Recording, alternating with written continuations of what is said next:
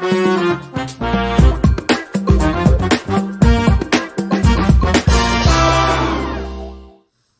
morning and welcome to the Casual Chef's Kitchen. It's Monday morning. Robin had to go back to work today because she was down south in the LA area all last week. Yeah, she's not looking forward to all the emails that she has to sort through today. Last night, I cooked dinner for myself because Robin was on a brother-sister date with her brother. I did a steak and mushroom stir fry, full of yummies. It wasn't my typical. I will put the ingredient list up for you to peruse. Tonight, I am doing honey apple pork chops. Let's take a look. Got the hardware going. Couple saute pans, a baking dish. Look at these beautiful, beautiful pork chops. Boneless, yummy, nice and thick.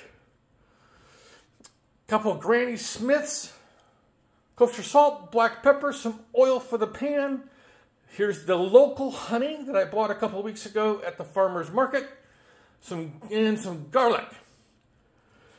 I'm doing cheddar au gratin potatoes, and I'm going to use up the rest of the long beans I purchased this past Saturday at the farmer's market with some shiitakes from Corey up in Auburn that I also bought at the farmer's market, and I'm going to add a little bit of red onion. This is not one of the bloody red onions that I bought at the farmer's market. This is a Bel Air bought.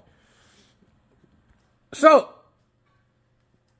that is my dinner for tonight. Not a lot of prep, not a lot of therapy.